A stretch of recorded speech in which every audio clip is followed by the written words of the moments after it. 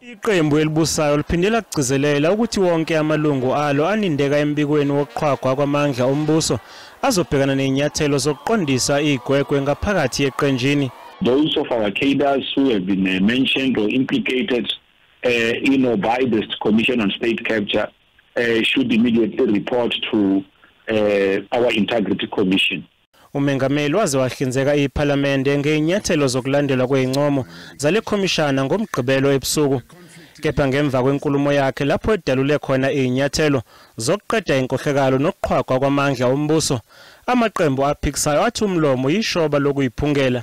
The president didn't mention not even a single minister that will be fired from his cabinet that has been fingered in the Zondo Commission.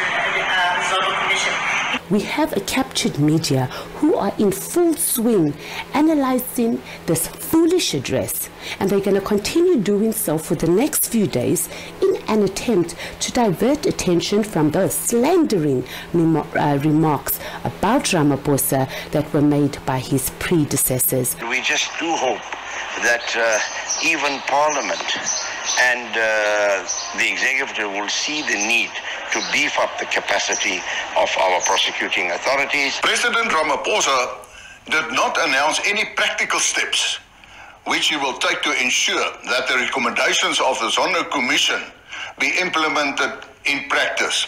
We want the president to implement the findings and the recommendations. We expected that the president will announce that he will use some of the windfall treasury has to provide substantial resources to further investigate and prosecute. Iparliament lithi lizimisele ukuqiniseka ukuthi kulandelwa zonke izincomo zalekhomishana.